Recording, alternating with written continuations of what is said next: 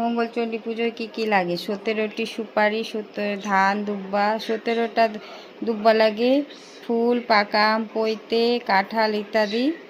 আর একটা সিঁদুরের কৌটা লাগে, একখানা আয়না, একটি চিরুনি লাগে। প্রথমে কি করতে হয়? আলপনা দিয়ে একটি পদ্ম এঁকে তার মাঝখানে কতগুলো ধান ছড়িয়ে দিয়ে তার উপর ঘট বসাতে হয়। একেই মঙ্গলচণ্ডীর ঘট বলে। আমার এটা কমপ্লিট হয়ে গেছে।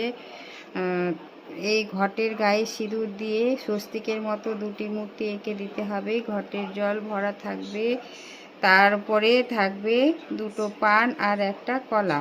ঘটের পাশে রাখতে হবে ভাড়া।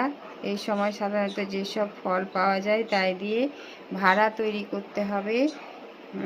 এতে দিতে হয় দুটো করে আম, লেবু, কলা,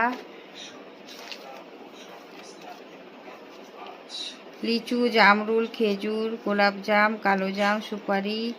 এরপর একটা গোটা কাঁঠালও দেওয়া যেতে পারে। তারপর ভাড়ার পাশে রাখতে হবে জল।